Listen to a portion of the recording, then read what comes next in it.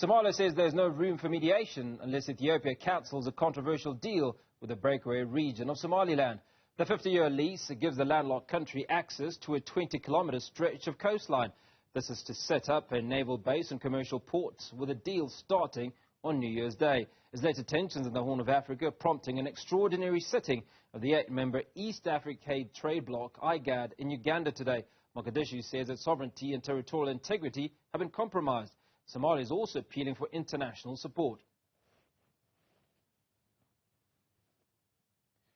Well, let's delve deeper into this escalating diplomatic row. Joining us is University of Birmingham teaching fellow Dr. Bizuneh Yimenu, who's talking to us via video link from the British capital, London.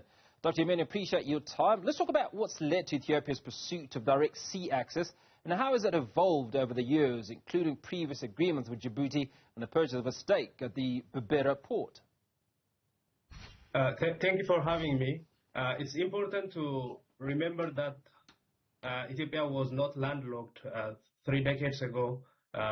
It had its own access to the Red Sea, but because of some political mistakes happened during 1993, when Eritrea became independent, the country lost its direct access to the Red Sea.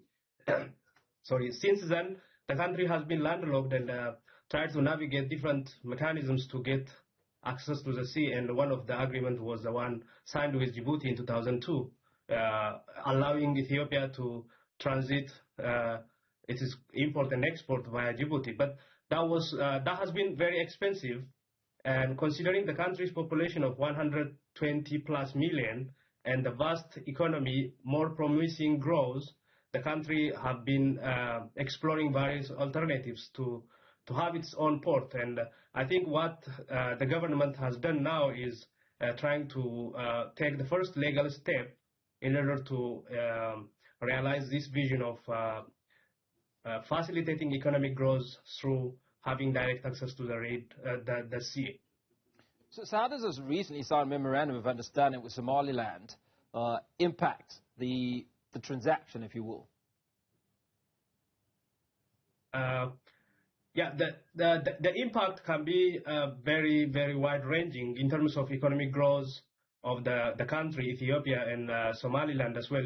It increased the trade flow. It increased overall, speed of transportation of goods and services between borders and beyond Africa as well. It will also have, consequence for the economic growth of Somalia and other neighboring countries, as the port development can facilitate more flow of goods and service across the continent following the agreement. So economically, there are a lot of positive significances, but as you mentioned, there are some tensions in the area regarding the memorandum of understanding. So how does international maritime law play a role in Ethiopia's pursuit of sea access?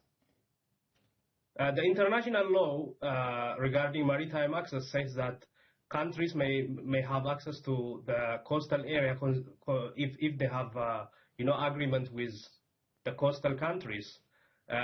Besides, landlocked countries are, as per international law, are allowed to have access to the sea through transit, and coastal countries are expected to facilitate such transit and treat them with equal basis as if they treat their own transportations. And also, landlocked countries have the right to access to the sea.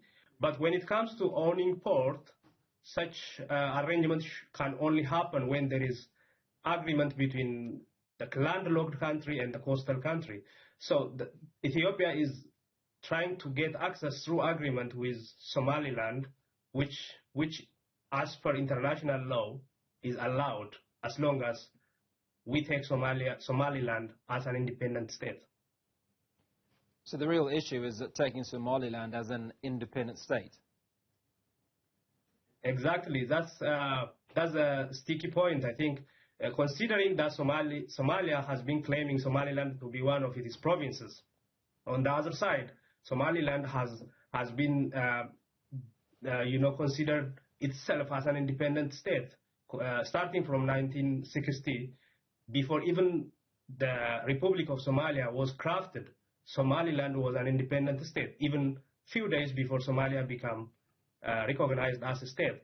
So, and the union formed with Somalia in 1960, and that union sustained until 1991. But Somaliland decided in 1991, when the repressive authoritarian regime in Somalia disintegrated in 1991, Somaliland restored its independence and has been functioning since 1991 as a state with its own government, passport, currency, and foreign relation. And there is no leader from Somalia who ever worked in Somaliland. So functionally speaking, Somaliland has been a proper state, but when it comes to the recognition, which requires political commitment from states, Somaliland is lacking that. Probably Ethiopia might be the first country to do so. So Somalia said there's no room for mediation unless Ethiopia cancels a controversial deal with a breakaway region of Somaliland. And you talked about a sticky point. Now, just how sticky is this? Is there any way around it, do you see? Considering the ambitious plan that the government of Ethiopia have, and considering the population of Ethiopia's serious interest to have direct access to the sea, and also considering the vitality of international recognition for Somaliland, I don't think both Somaliland and Ethiopia could walk back and reverse the memorandum of understanding.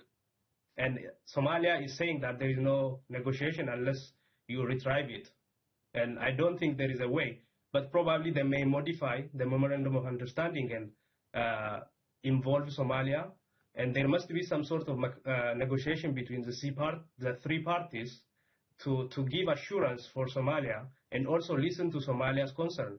There is a kind of, on social media, if you read what Somalia elites and governing officials mention, is that they are worried and they think that there is a threat of territorial expansion.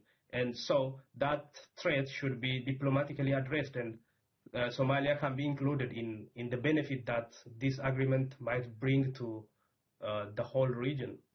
And finally, Doc, very quickly, let's talk about the economic benefits to the parties involved. Obviously, the economic benefit is significant. For Ethiopia, considering the money Ethiopia pays to the Djibouti port for access to international trade, the money could have been invested in another public sector, another public infrastructure. So the economic gain for Ethiopia is significant, as well as for Somaliland.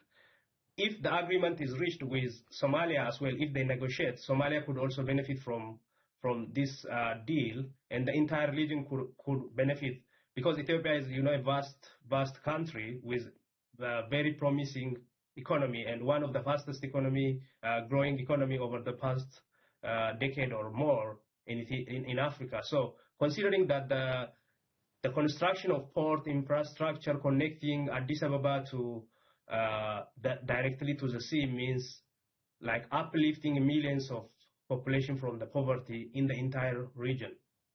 Dr. Yimenu, I appreciate your time. Thanks so much for speaking to us on Africa Today. That's University of Birmingham teaching fellow Dr. Bizuneh Yimenu.